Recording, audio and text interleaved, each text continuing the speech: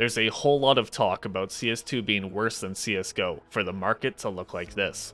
No matter how you feel, many items are closing in on their previous high, or creating new all-time highs. As we look forward to a game that has the groundwork in place to surpass its predecessor, not only in player base, but in viewership and item values as well. We must also consider which items have basically gone the way of the dinosaur when searching for profit, and instead look for the other items that push the prices to where we have never seen before. Let's be honest, no one really gets excited at the concept of buying cases. Opening cases, now that's interesting. The dopamine rush, the adrenaline, the depression. What a wonderful experience that millions of people engage in. Honestly, it's one of the fundamental gameplay mechanics. First you learn the maps, then you start to learn the recoil, and now that you have leveled up, it's time to open your first of many cases. It's something that every Counter-Strike player experiences, and you can go down two roads. You need to determine if you're going to be the degenerate gambler, or you're just going to hold them. Due to the nature of the active drop and rare drop pool in Counter-Strike, if you hold onto the cases that get dropped to you, then profit is inevitable, even if the timeline isn't defined. Old cases retain value due to items specific to the case, whether that's a desirable skin or a desirable collection of rare items. The weapon case doesn't derive its value from the knives. It mainly comes from the case hardened and to some degree, the lightning strike. Meanwhile, the revolver case derives almost all of its value from the same set of knives that the weapon case contains. These two cases just exist at very different price points on the market. Now, ever since 2020, where cases no longer sit at the 4-cent price floor of the Steam market, they have become a mainstream investment. Clearly, there is a massive demand for these items, and buying up thousands upon thousands of them to cash in when it eventually gets moved to the rare drop pool is a foolproof plan.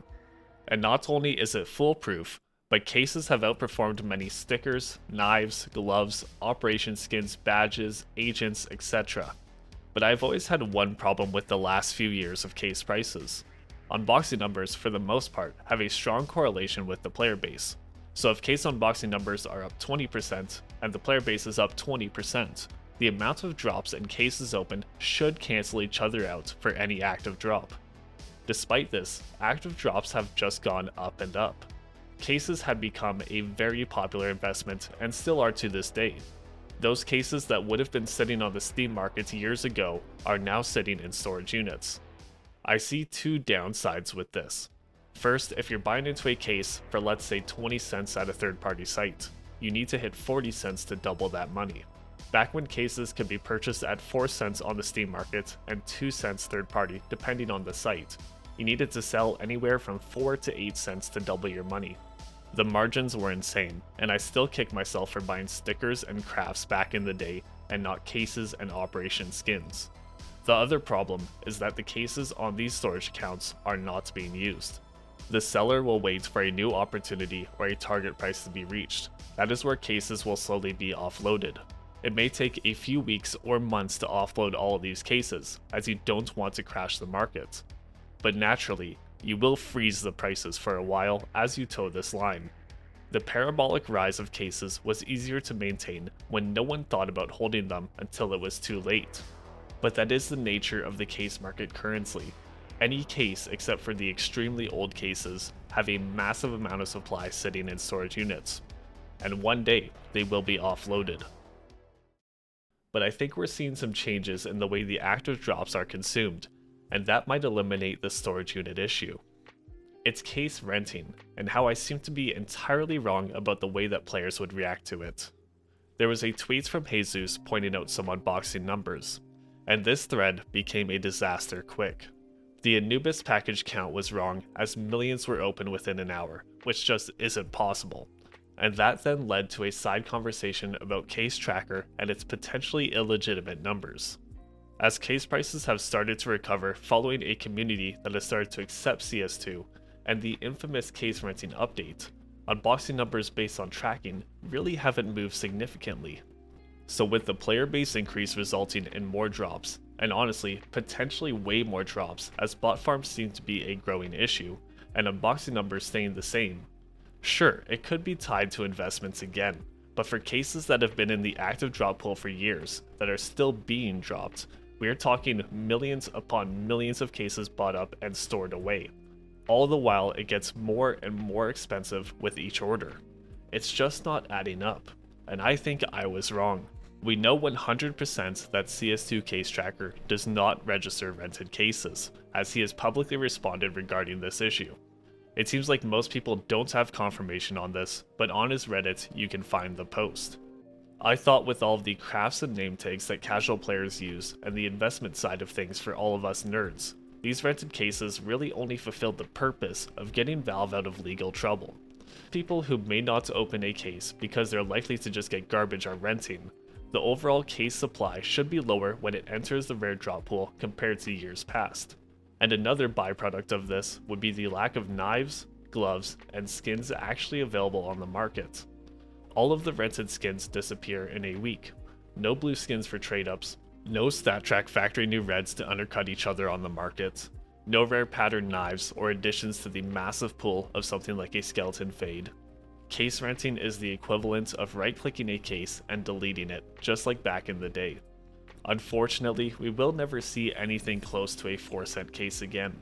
Even the recoil case, with terrible odds of getting good gloves, saw a pretty significant increase in price recently. I remember buying CS in 2015 and thinking maybe I could pay the game off in a couple years just from drops. These days, you can do it in just a few months without any luck from skins or rare drops. If Valve ever target these case bots, even though it would look really bad from a player-based perspective, which is probably why they haven't already, expect these current prices to be considered the good old days, just like what we thought with 4-cent cases. I think now could still be an interesting time to get involved with any case. Of course, the best time would have been when the market was down following the release of CS2. If you were to get into it now, even though the active drop seems so expensive, the game is growing once again. We have a potentially massive major on the way that could bring many new fans of the franchise. Valve have been pretty consistent with 2 cases a year since 2017, and it has been 4 months since the gallery case dropped. We could be seeing a new case introduced in the next couple months, and with that, another case added to the rare drop pool.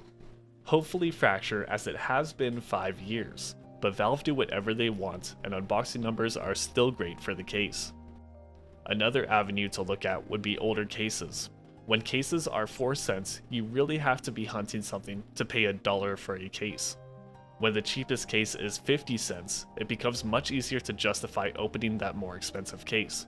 If the cheapest cases continue an upwards trajectory, that will naturally make the older and more expensive cases more attractive on the market. If everything combined, renting, player base increases, confidence in the market, are all causing the price increases to active duty cases. As this continues, the rest of the market could be pushed up with it. I thought I hit the jackpot when I invested in Control Collection skins when everyone was complaining about CS2. The prices were low, and when people started playing again, they fell in love with the new look of the Op Fade. Well, those skins have plateaued, and the cases that I own are about to give better returns in a fraction of the time. There are items that outperform cases if you do your research and pick right, but Valve can also release a new item that causes your investment to crash to the floor. There's nothing exciting about having a storage unit full of cases. It's much more fun to pick a profitable knife and a profitable AK, but there's no denying the foolproof nature of buying any case and knowing that you will profit over time. Now, if they only remove the Fracture case, that could be true for me too.